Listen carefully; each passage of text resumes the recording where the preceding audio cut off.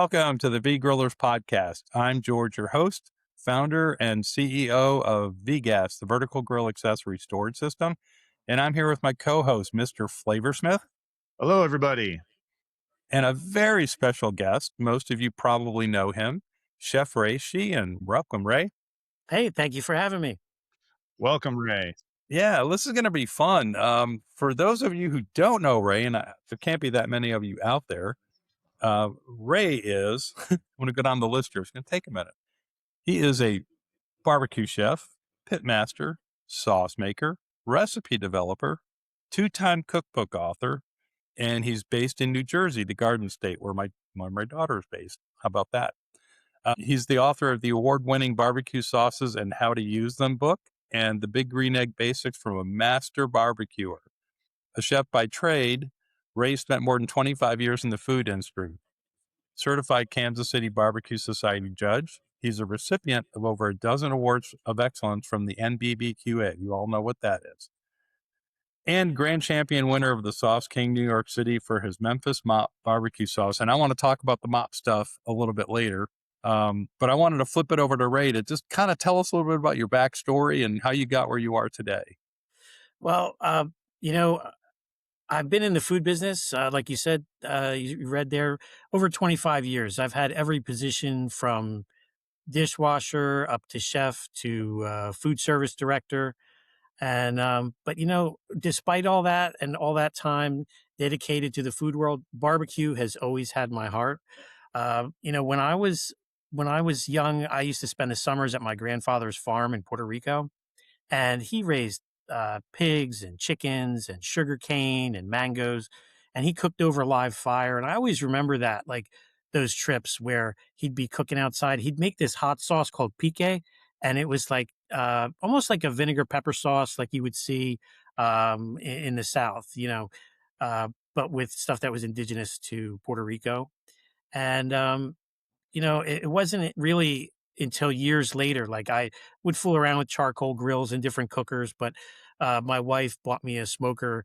And once that happened, I was like totally enthralled with smoking meats. And the cool thing was she got me this electric smoker.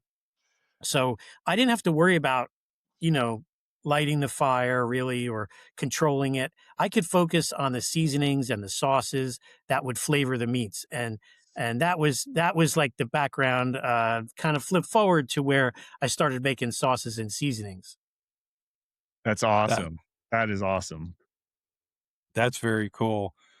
So your first smoker, what was it? It was a Bradley smoker. It was like an electric cabinet Bradley smoker. And let me tell you, the stuff in there was terrible. Everything I made came out so dark. So I was like, man, I really want to learn about this. So I took a barbecue class with Bobby T. He just won Food Network's Barbecue Brawl with Bob Trudnak, right? So I took a class with him.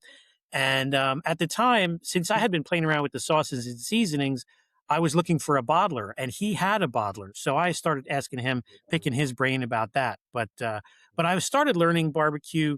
I really got heavy into it, like probably around 2012, 2013. I took a class with Bobby T, and that was the beginning of my journey. He actually wrote the foreword to my sauce book, my award-winning barbecue sauces and how to use them. He wrote the foreword to it. I read it. So it was really quite an honor. But so everything before I took his class was coming out, not the nice, beautiful mahogany that everybody hopes for. It was like charred. It was like black, and I don't mean like a nice Texas brisket black. It was like fricasseed. So I started trying to learn what am I going to do? How long does it need to be in there? When do I wrap it? I didn't even know you could wrap it, and it's all these things that when you're first starting out, nobody tells you. And I didn't want to be one of these people that goes into a forum on Facebook and is like, hey, I just bought a $200 brisket. How do you cook it? Right. I really wanted to learn and search it out and read books. And I think a couple of the first books that I got were like Paul Kirk's Championship Barbecue, The Master, Paul Kirk, Dave, Dr. Barbecue, Ray Lampe. I got one of his books, and Myron Mixon's book, Smokin'. And then I went to work and I was just like trial and error. And I believe it's a good thing to take classes. Now it's funny now on the flip side of it, now I teach barbecue classes, but Right. before, I took a master competition class with Tuffy Stone and it just blew my mind. Like the some of the different ways and thought processes and the processes of the week leading up to the competition and all the different things that you would, it's all about planning. And I was a caterer for some time, so there's a ton of planning involved in catering. You have list upon list upon list. Well, that's how Tuffy taught the class, was to be prepared for the unexpected. And then we learned about barbecue. So it Right, was cool. right, right. Right. That's awesome. Did you ever take Myron's classes I down here in did. Georgia? I did not take Myron's class. My buddy Brian Garrett, he's the captain of our barbecue team. He just took Myron's class this past year, and he loved it. Yeah. And I love Myron. Myron, he was part of this thing called Barbecue Box, and Barbecue Box selected one of my sauces from my previous brand, Barbecue Buddha, to be in the box. So it'd be like a sauce, a rub, a wood product, and a snack, and it would get delivered once a month. And to be hand selected by Myron to be in that box was really quite an honor. So fast forward a couple years go by, I'm in Memphis and I'm doing demos for the NBBQA at the Live Fire Experience. And we're using Myron's cookers in the background, like his pellet cookers, the Bark. And his son, David, is there. And here comes Myron. And it looks like Elvis is coming with his posse, right? He's got the long hair. He's got the jacket. Right. And he comes up and he's like talking. My heart is like pounding. And I'm like, hey, Myron, do you have a second? And I'm like, what did I just do? What am I going to talk to him privately? And he looks at me and he's like, sure. What do you got? And I'm like, speechless. Like, I didn't even know what to say. And I'm like, I just want to tell you, sir, you're such an honor to meet you. I mean, like, I almost started crying. Yeah. I'm like, do you remember this sauce, Barbecue Buddha? You selected it to be in the barbecue box. I sure do. How could you forget that name? I said, well, that was mine, and it was quite an honor. And I said, here's a bottle of the new sauce that's rebranded because I sold the trademark to that brand, and it's Chef Ray's now. Oh, man. And he was so kind and like nothing like what you see on the show, Barbecue Pitmasters. Right. He was so encouraging, so helpful. And that's the community that we're in. That's the culture that we're in. He just couldn't like give me enough tips on how to succeed. And he's like, your best thing is just to not give up, just to keep moving forward. He's like, you got a good product. I mean, like that meant the world to me. So I have met him and I've been fortunate to meet his acquaintance. We've eaten at a couple of his restaurants, but I never got to take his class, at least not yet. Yeah, he's truly a rock star for sure. He's done it all. Oh, He's yeah. extremely successful and seems like a really genuinely awesome guy. Yeah. Yeah. That's awesome. That's a great story. One of the first V-gases I sold a couple of years ago was to a gentleman here in Georgia, and I delivered it myself. And we were chatting when we delivered it, and he'd just taken a class with Myron Mixon. He just did the class down in Unadilla, Georgia, and he was just raving about it and just had great things to say about Myron. Kind of like just exactly what you said. He was just very easy to talk to, and it was a fun class, and a great transfer of knowledge, right? Yeah, and the best chefs and now the best pitmasters, it's changed so much in barbecue from all the closely held secrets to wanting the culture to flourish and to sharing it with the next generation of pitmasters. Great chefs share their recipes because everyone brings something different to that recipe. You could give the same recipe to three different chefs and have three different outcomes, slightly different or maybe very different depending on their perspective. And barbecue is very similar because just because I give you the recipe doesn't mean you're going to go out and beat Myron Mixon. You know what I mean? Right. Like Right. Yeah, you have absolutely. to execute. You have to execute. You have to, and depending, I mean, he does a lot of the on-site presentation. You got to be able to do that too. So I think it's good. And I'm a big proponent of promoting the future of barbecue, the next generation of pitmasters. And that in part, you had mentioned the magic, the mop, the barbecue mop. And and the magic mop. So the magic mop, the order of the magic mop in Kansas City was came up from Artie Davis. He's a barbecue Hall of Famer, historian, uh, cookbook author. He was one of the charter members of the Kansas City Barbecue Society, and he came up with the Order of the Magic Mop as a way for inclusion and to support others and recognition for people that use barbecue to do good. So last year in 2025, I was fortunate enough to be inducted into the Order of the Magic Mop in Kansas City by Artie Davis. And the people in attendance were like Bernetta McKindra from the Henry Perry Foundation. Henry Perry's the father of Kansas City barbecue.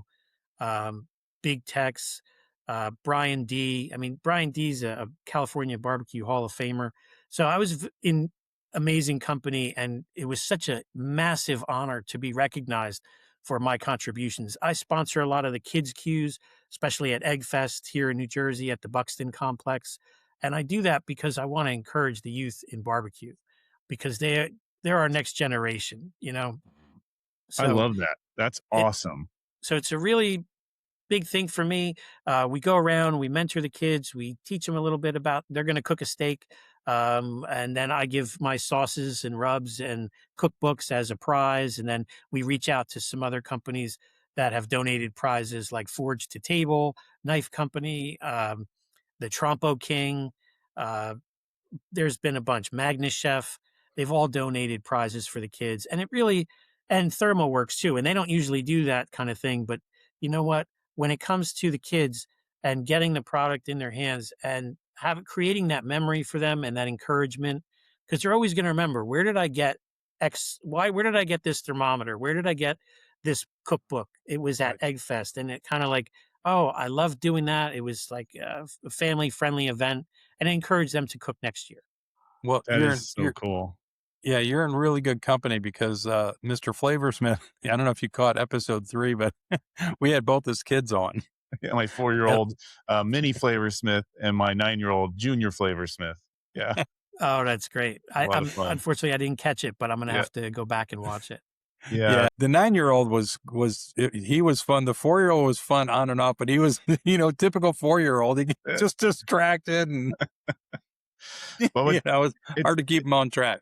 They're so great though. They fight over like who's going to do a video with dad, who's going to do a daddy barbecue video. That's what the youngest one calls it. He's like, Dad, you doing a daddy barbecue? I just wrapped up a cast iron steak searing video this morning, and he was really quiet the entire time inside the house. And he's like, doing daddy barbecue, can I do this one? And then if he does it, then the 9-year-old's like, wait a minute, you did a video with him? What about me? I'm Kamado Kid.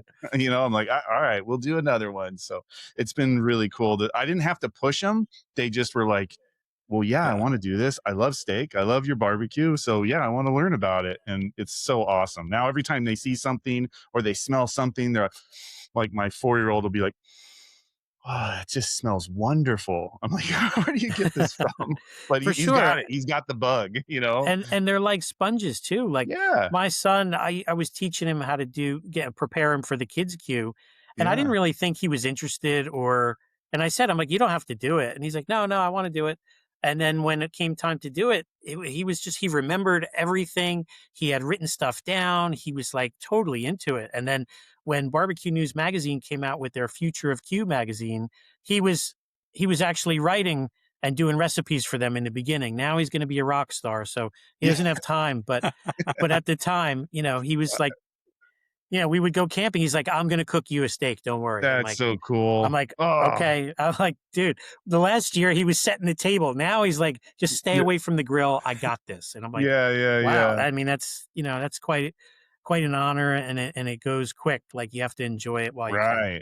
Right. But I just I look forward to when I'm older and maybe not barbecuing anymore. And they're like, Dad, just like you said, all right, we're going to do this for you. That's well, I'm waiting for that, but meanwhile, we have a blast doing it. So that's cool. I like that you're so involved into the kids stuff. That's a good one. And you're absolutely right. It's the future. It's the future of everything. It'll grow the industry. It'll grow everything. You gotta make them happy and get them involved. And that's so awesome that you're doing all that. And the cool thing about it, and what, you know, his relationship with his kids and their interest in barbecue is, I mean, Mr. Flavorsmith has what, 5 different grills in his backyard? Oh no, I've got way more than that. Yeah. So they're getting not just experience smoking and grilling, but on different platforms, which is Yeah. really cool, right? So they're going to be way ahead of the game when they hit teens, right? Yeah, we like to mix it up and Yeah. change it up, and they love that too. So And Well, different. It's not just pork and beef, right? They're doing chicken, fish. They're doing whatever. everything. Hey, Right, we did a barbecue chocolate chip cookie. Chocolate Like, chip cookie. and I just did a what was it? It was a chocolate coffee, root beer jelly bean mountain chili when we were camping for Father's Day, and they were involved with that too. So like, yeah, we just have fun with it. So Yeah. you're going to ruin them when they go out to dinner. They're going to be like, there's clearly no root beer and jelly bean in this chili. Right. I mean, I don't know what you guys are doing back there, but it's the you truth. need when to it step comes up your game. Talk to my dad, Mr. Flavorsmith. He can help you out. You'll be doing consulting. It'll be great. Yeah. No, or is, what do you mean it's $150? Yeah, right. But in 10 years, the Yeah. outdoor space is going to explode all over again. Yeah, because all right, these yeah. kids that are learning now Oh, are going to yeah. be looking for the next cooking vessel and the next, Without a doubt. you know, Vegas, Yeah. 27.2. You know, it's going to be like, you know. Yeah. And it's cool that you're so involved with all the sauces and the rubs and everything. Like, I mean, there's just endless like possibilities with that. And that's just great, you know? I don't think that could ever get too saturated either, because like you said, even if the same recipe is the same recipe, you're going to add your flavor to it. That's going to be different than somebody else. So that's why I don't think it could ever really be like saturated. I think it's just always evolving, and it's like a living thing that just gets bigger and bigger. So Totally. And I mean, the thing with the sauce and rub business, it is oversaturated, but Sure. there's different reasons why they would buy your product versus the other product, whether it's the label, whether it's like Bobby T, they just saw you on Barbecue Brawl, whether it's like you have a YouTube or a Substack or cookbooks. I mean, there's so many different reasons why. In the last few years, I've really had to rethink my why. You know, we had a restaurant called Ray's Roadside Kitchen, and it focused on barbecue, but it focused on like, you know, Southern fried chicken, handcrafted burgers, and there was some barbecue. It wasn't like all barbecue, but it ultimately didn't work out after a couple years. And I got back into the sauce and rub business. I had been writing for Barbecue News Magazine for a long time, and I just started rethinking everything that I was doing. You know, I was very reflective, and I really wanted to give more. I felt like I could do much more in the barbecue space. And I love the people that I work with, you know, Barbecue News, everybody, they're great to me, NBBQA. But I really wanted to do more with my writing. So by chance, Clint Cantwell reached out from AmazingRibs.com, and we were talking about podcasts. Ironically, we were talking about podcasts, and he's like, "Hey, do you have some information about a couple of different podcasts?" And so I sent it back, and it was almost like I wrote an article, and I Yeah. didn't even think about it. And he's like, "Hey, this is great. You're going to write an article for us." I'm like, "What?" There it is. And then I was like, "Boom! All right, let's do it." And then then I said, "Hey, I have a couple other things I've been working on. Would you have any interest in looking at them?" And then I met David Joachim, who's the editor for AmazingRibs.com. I mean, everybody there couldn't be like nicer. And then it just like kind of went down that route of like, that's a whole nother level, because David Joachim has been a part of 50 different cookbooks. Right. I mean, he's like he's what you would call a beast. Like, he's an amazing editor, writer, cookbook author. And so to have the opportunity to work with him and Meathead and Clint Cantwell, massive. So Yeah, so cool. I mean, I started doing some articles for them.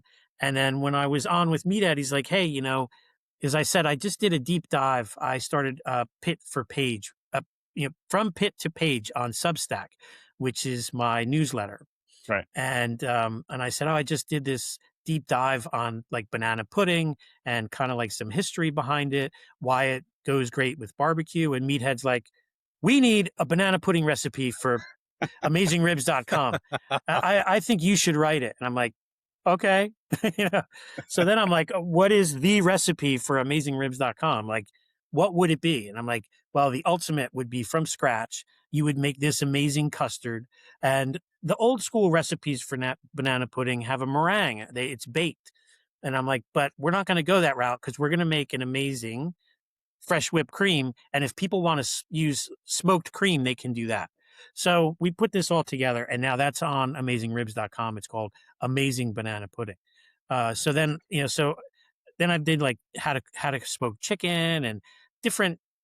I've just upped my whole thing with barbecue news. I was more or less just doing like recipe, product review, Right. That kind of thing, which was cool. But I wanted to do more than just recipes, and I want to do writing. So my Substack, From Pit to Page, is really something. If you're into barbecue culture, if you're into, there are some recipes, but it's like building blocks. What kind of building blocks can you get from it? So I recommend everyone out there go to my Substack, pop in your email. You can subscribe for free, and you get one article a week. Absolutely awesome. I would second that. I did subscribe, and I'm really enjoying it. So yeah, way to go. Nice. I love that. Yeah, that's very cool. So, I started this business, my VGas business, and, I know what finally made me hit my tipping point to where, I'm going to try to do this. What was your tipping point for books and sauces and rubs? I mean, you're good at that stuff. You've always been doing it, but then something said, I actually want to take this to production, right? I think this is really cool, and I want to do something with it. Well, what was the tipping point? So when I was a line cook, the chef that I worked for, and he was an amazing chef. He worked for Wolfgang Puck at Posterio in California, and I was a big Wolfgang Puck fan. And one day the chef came to the restaurant and he said, "Oh, I made this citrus cured salmon. I'm going to sell it." And I'm like, "Well, I mean, I was just a line cook. I had no idea like health department, anything. I have no idea, I just know that he created this amazing thing and he wants to sell it." And at the time I had to come up with dressing, and I did this raspberry dressing, and I thought, man, I would love to bottle this dressing, but I had no idea how to do that. So I always admired people that could bring products to market. And it wasn't until years later when I was completely burnt out on working behind the line and, running teams of 20 people and people not showing up, people doing drugs in the bathroom, people it was just, I was just done. I was just like, I needed to move on. I felt like I could offer more, but I wasn't sure how. And once I got that smoker and I was making these sauces and rubs, I said to myself, maybe there's a chance I could bottle one of them and see what happens. I mean, I didn't have any great expectations that I was going to be the next Sweet Baby Ray's. I just thought, let me give it a shot. And I asked around. Nobody knew anything about bottling. I took Bobby T's class, and I knew Bob had a bottler because I had his sauce. And during the class, I said, "Hey, Bob, who bottles your products?" And he goes, "Oh, this company, Brooks." And he just kept going. So I went home and I'm like, Brooks, where's Brooks, right? And I found the company in upstate New York, Brooks Bottling, and I reached out. And from there, they kind of like explained how everything works. But the tipping point was basically I was just so burnt out from the restaurant industry. I mean, when I left that industry, I wasn't working in restaurants anymore at this point. And I had worked for Bobby Flay at Mesa Grill. I had worked at like some high-end places, and I had been a baker for a long time as well, down the shore near Asbury Park. But I've also, you know, was a food service director for a natural food store. And I kind of lucked into that because I had done produce and I knew about, cooking, and I could basically start as the buyer there and then work my way up to be the food service director. So I learned a lot about these products and what you wanted to put in them and what you didn't want. So when I was going to create my sauces, I wanted to create clean label products and have stuff that I knew that I wanted people to be able to pronounce what's in it and feel good about what they're going to give their family. when my son was born, he was 26 and a half weeks. So we tried to give him the best food possible. We would make him organic baby food and stuff. And a similar thing. It was like what to put in it, what not to put in it. So when I created the sauces, it was key to me to not have, for me, I didn't want to have any high fructose corn syrup, no MSG, no no dyes, stuff like that. Right. And my products have won major awards in the American Royal, the Sauce King NYC, International Flavor Awards. We've won the vinegar category back to back 2 years in a row now. And that's going against products that have all kinds of stuff in it. So it's a testament to natural products. So it was important to me to come out with clean label products. That is so great and like extremely important, and can set you apart from other things out there. I mean, without a doubt. So I always look for everything I use. I try to do the same thing. I try to look for clean products for my family. So I know lots of families, and it's a movement really. Like, I think it's even bigger now than it ever was before. And so congratulations on that. I have one question. Sure. How hard was it to get, or like the process of getting your products, your sauces on a shelf in a store? Like, the first one, like, what was that like? Well, let me just say first, it's harder to stay on the shelf than to get on the shelf. Yes. Okay. Yes. The first shelf was actually a health food store, which was our competitor. And I knew like there was some overlap of people that had worked in this place and that place. And I knew one of them, and I was like, hey, I came out with this product, and they're like, oh, you have to talk to this person.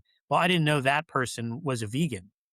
So when I got there, I was like, hey, this is great on this and that. And she's like, yeah, I mean, I don't eat that, but like, I'll give you a shot. What's in it? And she's like scoping out the label. And then she gave me a chance. And then that was really cool. And then the next one was like a local butcher who was one of the premier butchers in our area. And then it was like, knocking on doors. I mean, I didn't have a distributor. I was like, I have 2 products. I had a sauce and a rub. Yeah. And it's a lot of knocking on doors and then, developing how you want to do business. Right. Like, I would go to a store, and there was one store, and they said, we'll do it on consignment. Well, listen, okay, it's okay if you want to sell a couch on consignment. Right. But if you want to sell a food product on consignment, no one's going to sell your product like you are. Yeah. So if it just sits there and gets dusty and it's on consignment, I mean, it means nothing to them. They're like, whatever, I'll just tell them to come and get it. Right. So I decided early on, I don't do anything on consignment. Yeah. And it doesn't matter what store you are. I'm just not going to do it. Right. I've done other things where I've done like, hey, I'll throw you a couple bottles, whatever, you can try to sell them. And if you sell them, keep the money and then place an order. Something like that. But there has to be some kind of like, skin in the game for them to want to move my product. It's not, it's a partnership. So anytime that you get into a store, you have to think to yourself, is this going to be a good partnership? And within the first 2 months, you pretty much know. That's what I think. I think you pretty much know within 90 days, like, yeah. That's just, it's scary how similar your story that you just told is.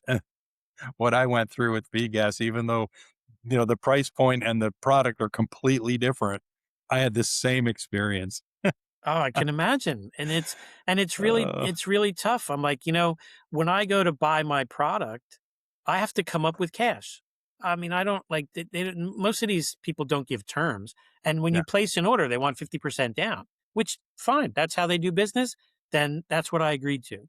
But when you then turn around and go and try to sell it, I mean, I have stores that are wonderful. They're amazing partners.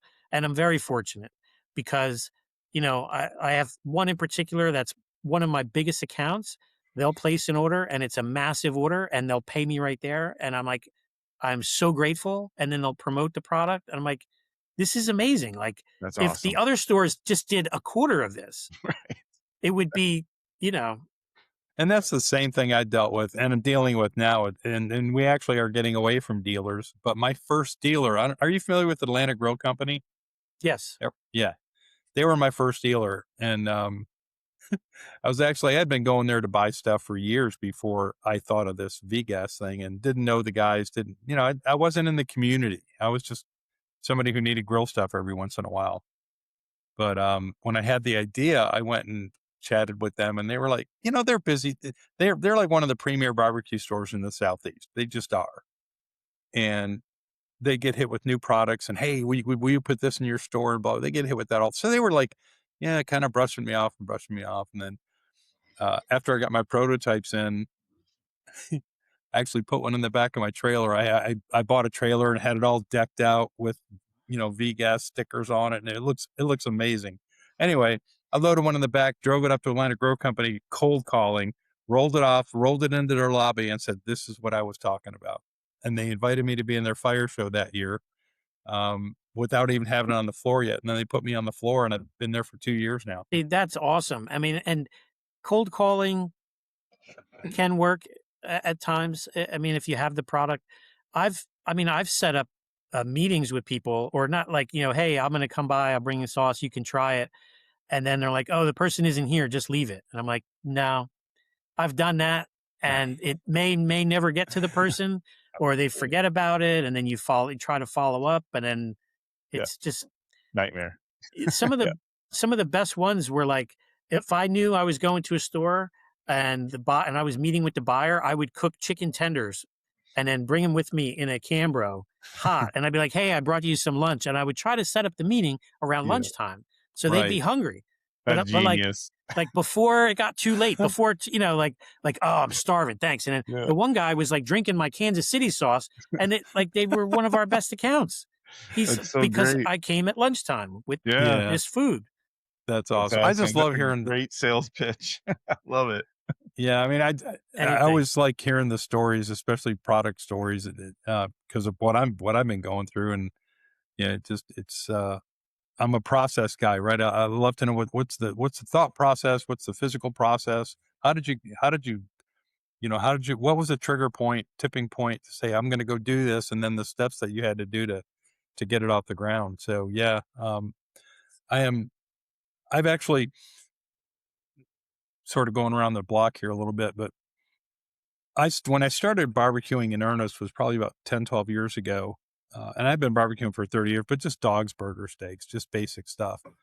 And when I got my first Kamado, I started doing different things. And then I started buying different sauces and rubs and this and that. And I tried all kinds of I just tried this and tried that. And, there's hundreds and maybe thousands of different rubs and sauces out there. So eventually I circled back to, you know what? I just really like Texas style. Just give me salt, pepper, garlic. That's it.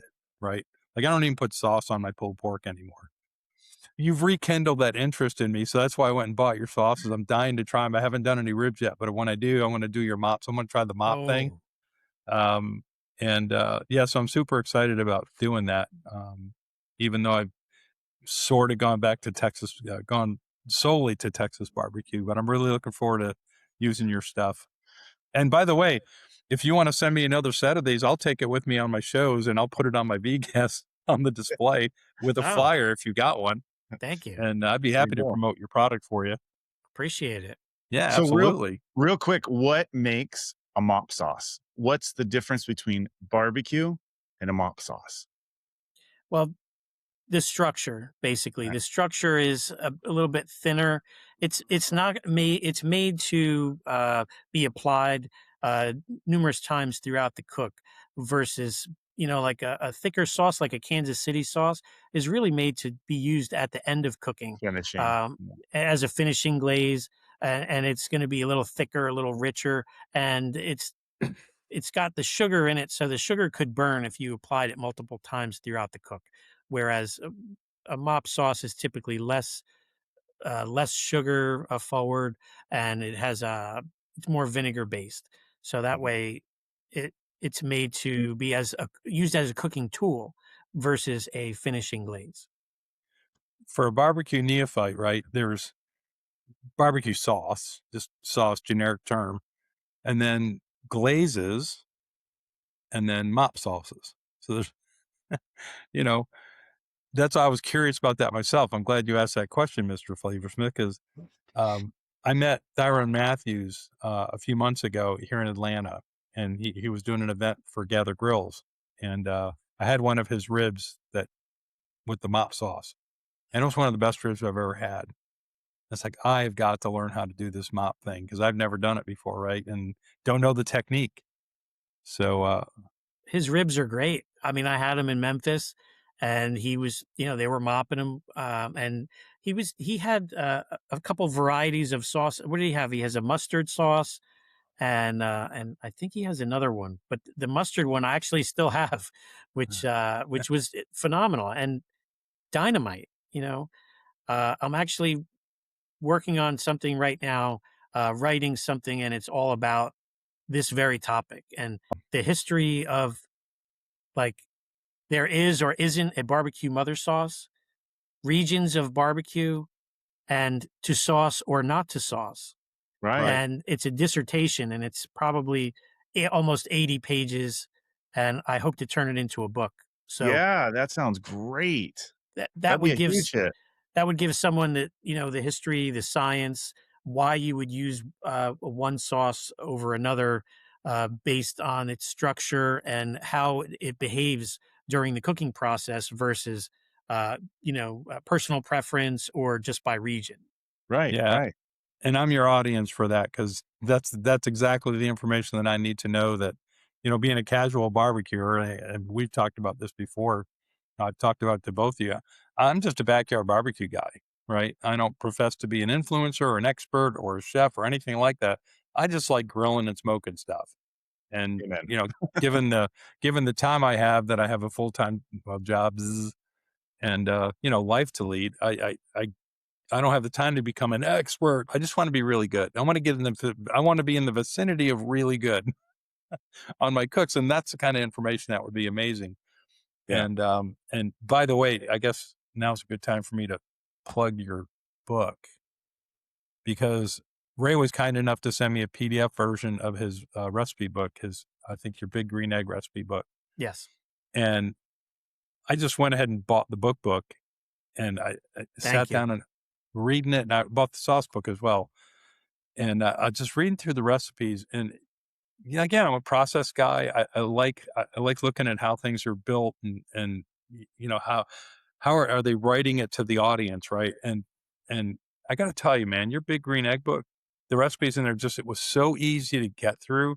It's not like any other book it's not like any other recipes I've ever tried to decipher, if you will, right? It was very easy. It was very easy to figure out, do this, then do this, and think about that, and this will influence that. I thought it was wonderfully written for people like me. So Thank even you though I'm very a much. Kamado Joe guy, it's the same thing. Kamado cooking is Kamado cooking. Doesn't matter what system it is. Yeah. When I sat down to write that book, I thought, at one point, I had zero idea of how to cook on a Kamado cooker. And I thought about the things that were important to me starting out, and how could I explain them to someone who maybe is not familiar with that type of cooking, and what would make it easy for them. And so I set up the chapters. They're organized by technique. So I'm big on technique. So I wanted, if I open a book and I'm like, you know what, I just really want to do low and slow cooking, there's a chapter. Low and slow barbecue. If I want to do hot and fast, that's another chapter. I just want to roast, that's a chapter. And there's Right. 2 baking chapters, one for sweet baking and one for savory. So you could do your pizza, your garlic knots, leftover barbecue empanadas. You could do a giant cinnamon roll with a bourbon cream cheese frosting. You could do an easy cobbler. And I wanted to give people reasons to cook on the Kamado style cooker all year long. So your Thanksgiving turkey, your pulled pork, your prime rib, pizza, like I said. So it gives you quite a variety of things to cook on. That's so great. And here's the sauce book. Both of these books, by the way, are available on Amazon. Very easy to order. I would highly recommend it. They're fantastic books. I'm going to get Love that it. sauce book right now. Yeah. That's awesome. Yeah. So anyway, I'm glad you wrote them, because I just love that green egg book, man, because it doesn't matter what Kamado you're cooking on, it applies, and it's well written. So kudos. Thank you. And the sauces and the rubs are both available on my website, which is raysheehan.com. but the books are available anywhere books are sold. Amazon's a great resource. They're always putting them on sale. Sometimes there's a coupon. You can get them on there. Yeah. So I'm not going to bring them all up here, but I ordered both sauces and both rubs. I can't wait to try them. The Kansas City is a little thicker, a little richer, a little sweeter. Really, made for like a finishing sauce. The Memphis Mop, I've had people, I don't know what this is. Then they go to taste it and their knees buckle and they're like, oh, what is that? All right. And then they're like, man, that's good. And so, that makes you feel good when I do these demos and tastings, and we do Yeah. demos at like a lot of grill stores and stuff to promote the products and just get out there. So the Memphis is a mop sauce. So that's the one you're applying throughout the cook, right? So it's not as thin as like, there's a lot of different recipes for mop sauces. This is like right on the edge. I use it. There's a recipe in the Big Green Egg book where you can just use this mop sauce rather than making the mop sauce, and you apply it throughout the cook, and it builds layers of flavors. I think it's on baby back ribs, but it would be good for either one. But you can certainly make thinner mop sauces if you like. Some people put lard in them. Some people put vinegar. When sauces first, the first sauces were basically just vinegar, spices, a little maybe butter or a fat like a lard. There wasn't much to them. Maybe a little spritz of wine or something. Yep. They've really evolved over time. Yep. Yeah. My wife loves vinegar-based sauces. Yeah. That's her jam. Yeah. That's her jam. Well, awesome. That's so great. Love everything you're doing with the kids. That really hits home for me. I love your entrepreneurship, your author, making sauces. You're out there hustling. You are the barbecue guy. That's so great. You got to keep it moving for sure. Yeah, yeah, it is. It's a lot of work. I know it. I have to say, it really means a lot when people say to me, I got your recipe. Like this weekend is the New Jersey State Barbecue Championship, and there's teams that use my sauces. One that won it last year, and one that was second at the Jack. So it's to have competitors using your stuff, backyard people using your stuff, and like there's a company in Australia that has modeled their sauce line after my award-winning sauce book and my sauces. And so it's not like, if I sell 1 million sauces, that would be really cool. But it's also really cool when other people are using stuff that you created. And it's kind of like, it makes you feel good knowing that you've left something or gave something back for other people to use, like a recipe for sauce, like an inspiration on learning how to barbecue. That really is the rewarding part. I totally agree. That's awesome.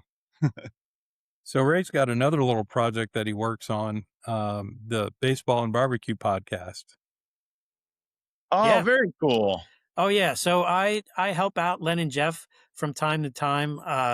And it's been really cool. Like I wanted to start a podcast and a YouTube channel and everything else. But, like we said, like you just don't have enough time. Like I don't have enough time to do it right. And I'm fortunate that I met these guys in Atlantic City at a barbecue expo. They came to interview me. I had no idea who they were. They had no idea who I was. And we've been great friends ever since. This was probably 9 years ago, I think it was. This is a long time ago now. They have some of the best baseball guests, some of the best barbecue guests that cross over. George is going to be a guest on the show. Can't wait to have him. And then I go on, so if I get someone on the show, then I usually go on and help interview them and find out about their story and help tell their story. But it's a lot of fun. And they've had they just had Darryl Strawberry on. We had the chef. We had the chef from Kauffman Stadium in Kansas City. Wow. So many meatheads. Steven Reichlin's been on. And that's really cool because it crosses blends two worlds together. So you're getting two different groups that inevitably are really just one. We all sure. Great barbecue.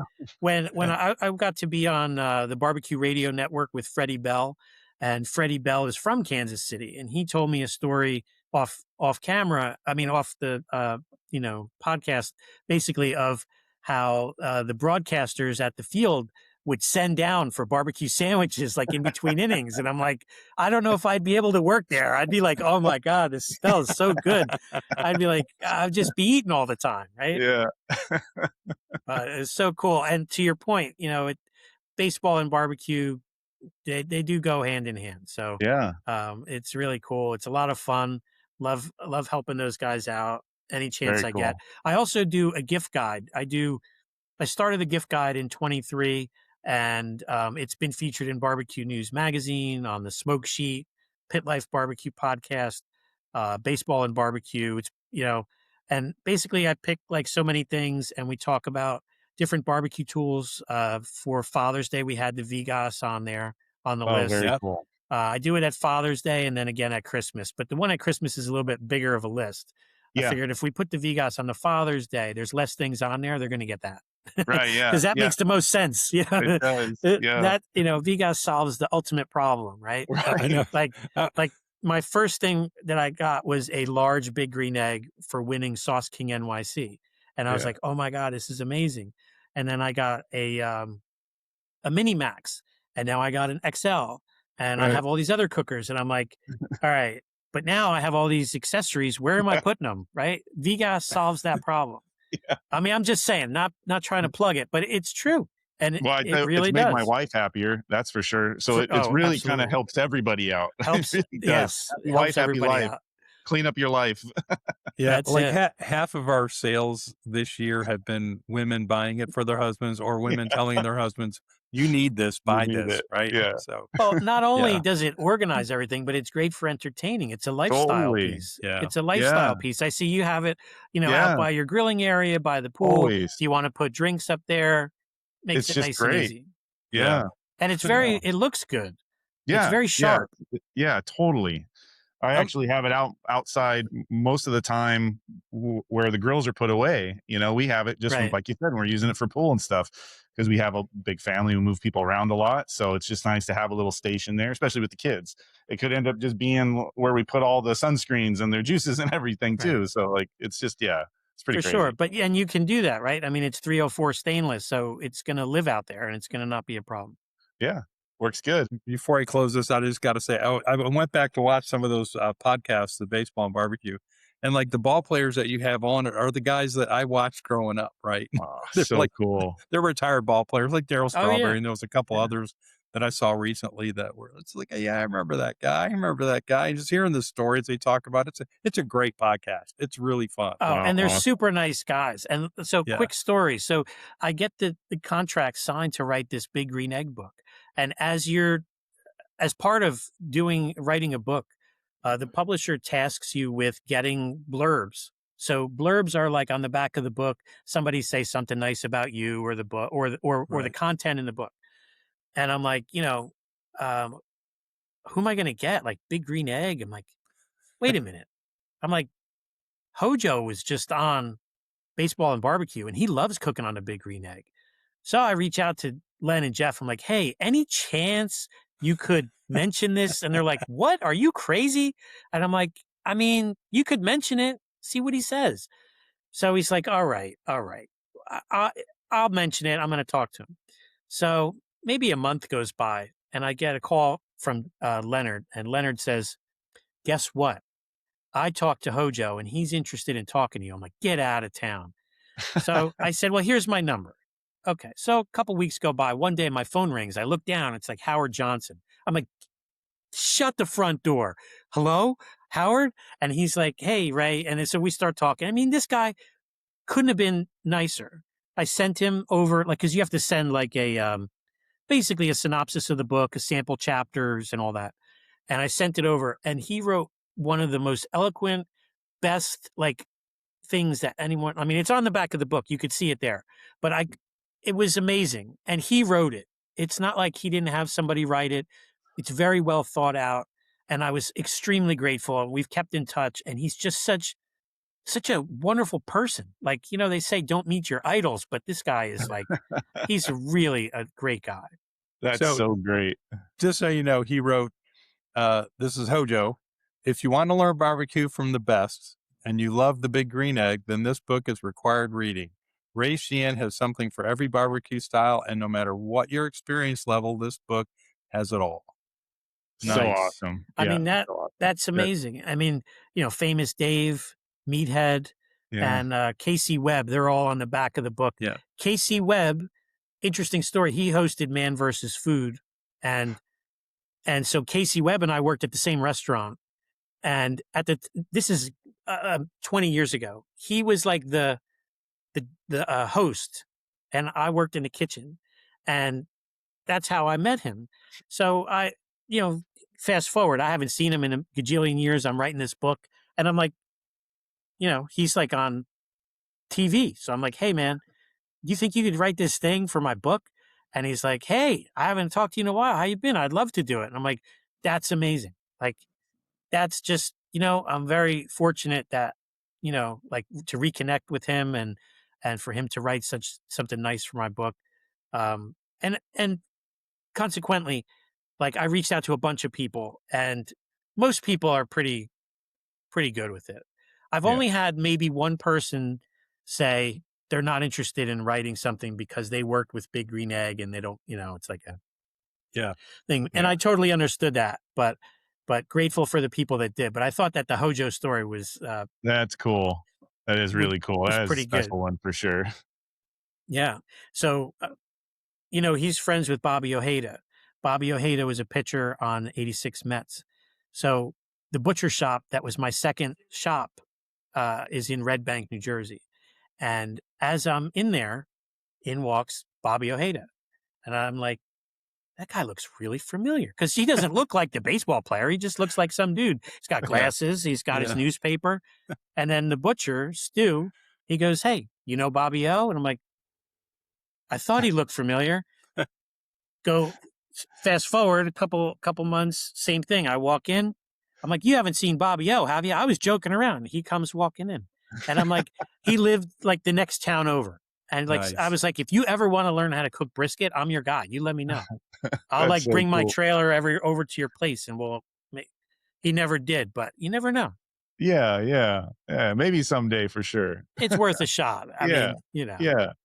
Yeah. That's Speaking cool. of cooking stuff for people, by the way, when I come up to visit you, beef ribs. Ooh, beef Plate ribs. You got to hook me up with a plate rib. Okay. Love me that some could plate be a rib. thing. Yeah. Because the butcher shop that I deal with, they have really great beef ribs over there. Oh, love it.